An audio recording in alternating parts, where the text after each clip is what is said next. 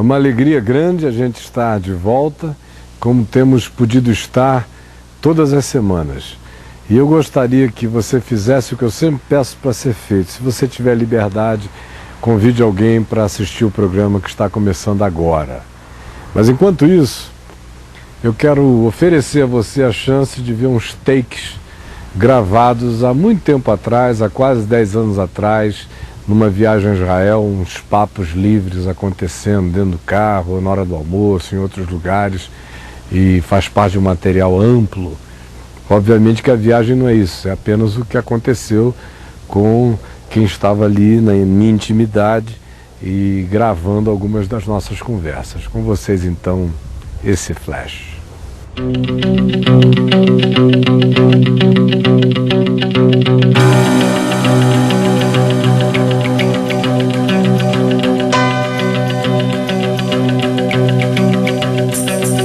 כתב ידיך לא מוכר לי וקולך מהפנט צלצולך הטלפוני שכנע אותי לצאת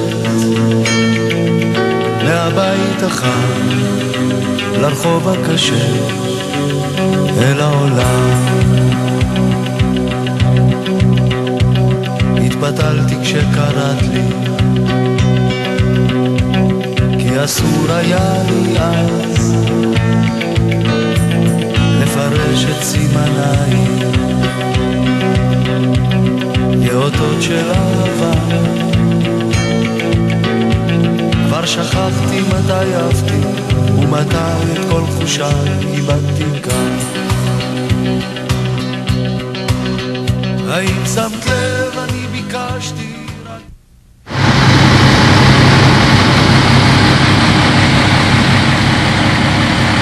Por que a Fonte de Aróde é um dos seus lugares preferidos, Pastor Caio?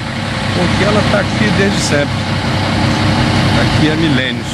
Eu gosto daquilo que fica, que ninguém consegue estragar. É a mesma água que Gideão bebeu. Por isso que eu gosto.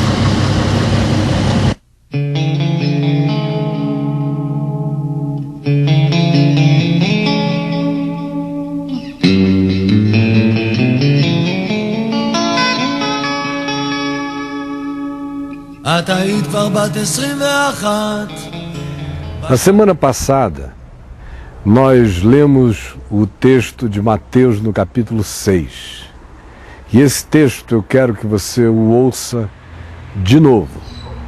Por isso vos digo, não andeis ansiosos pela vossa vida, quanto ao que haveis de comer ou beber, nem pelo vosso corpo, quanto ao que haveis de vestir. Não é a vida mais do que o alimento e o corpo mais do que as vestes? Observai as aves do céu, não semeiam, não colhem, nem ajuntam em celeiros, contudo vosso Pai Celeste as sustenta. Porventura não valei vós mais do que as aves? Qual de vós, por ansioso que esteja, pode acrescentar 1 metro ao curso de sua existência? E por que andais ansiosos quanto ao que vestir? Considerai como crescem os lírios do campo. Eles não trabalham nem fiam. Eu, contudo, vos afirmo que nem Salomão, em toda a sua glória, se vestiu como qualquer deles. Ora, se Deus veste assim a erva do campo, que hoje existe e amanhã é lançada no forno, quanto mais a vós outros, homens de pequena fé? Portanto, não vos inquieteis dizendo, que comeremos? Que beberemos? Ou com que nos vestiremos? Porque os pagãos é que se preocupam com todas estas coisas. Mas o vosso Pai Celeste sabe que necessitais de todas elas. Por isso, buscai em primeiro lugar o reino de Deus e a sua justiça, e todas estas coisas vos serão acrescentadas.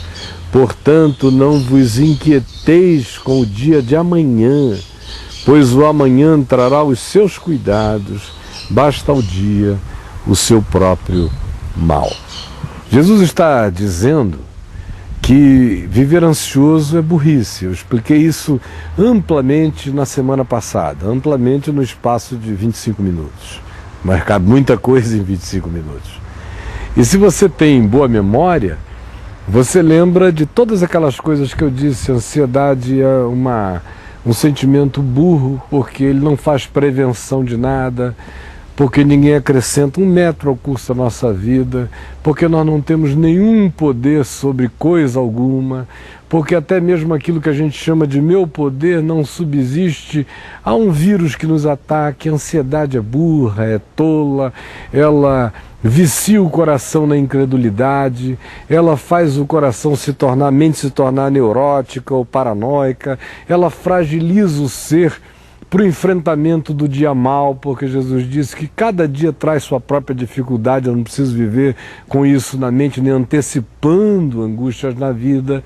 A ansiedade é burra, é tola, porque ela tira do coração da gente a energia também para usufruir o que vem de Deus para nós no dia bom. A ansiedade, e mantê-la no coração, é tolice, porque ela adoece o corpo, ela adoece todas as dimensões do ser e ela impede a gente de usufruir paz. Depois de falar bastante na semana passada sobre isso, eu disse que ia ficar devendo uma a você. Porque Jesus concluiu tudo o que disse sobre a ansiedade, dizendo que no lugar da ansiedade o que se tem que pôr é outra coisa. Ele disse: portanto, não vos inquieteis dizendo que comeremos, que beberemos ou com que nos vestiremos, porque os pagãos é que procuram todas estas coisas, pois o vosso Pai Celeste sabe que necessitais de todas elas. Buscai, pois, em primeiro lugar o reino de Deus e a sua justiça, e todas estas coisas vos serão acrescentadas. No lugar da ansiedade, Jesus disse: ponha essa vontade de buscar o reino de Deus. Aí você diz: mas isso não é uma ansiedade? Ficar ansioso pelo reino de Deus? Não. A religião ensina as pessoas a ficarem ansiosas por um suposto reino de Deus que acontece em função do que a igreja propõe como tarefa e como agenda, e bota todo mundo nervoso. Muita gente de igreja nervosíssima, porque isso ainda vem junto com culpa, e eles dizem que a igreja que é a manifestação concreta do reino de Deus, e por isso se entenda aquele conjunto de, muitas vezes até de idiosincrasias e de perversões do evangelho, mas que estão materializadas institucionalmente e comunalmente. Ali é o reino de Deus, e ali tem um tirano, um déspota que designa tarefas e que cobra de todo mundo, cobra desde dinheiro até a performance das pessoas, e surge um monte de gente nervosa no processo. Você mesmo que está me ouvindo, se frequenta alguma dessas igrejas, deve estar nervosíssimo, muito aflito e muito ansioso com esse reino de Deus que ofereceram a você e que não tem nada a ver com o que Jesus falou. Primeiro porque reino de Deus por Jesus não é uma coisa que está acontecendo lá de fora. Jesus disse que o reino de Deus não vem com visível aparência, porque ele está dentro de nós. Jesus disse: se disserem a vocês, eis, olha ali o reino de Deus, ele disse: não vão, não é. Se disserem, aqui está o reino de Deus, Jesus disse: não vá. O reino de Deus não se localiza nas geografias exteriores, porque o reino de Deus está dentro de vocês.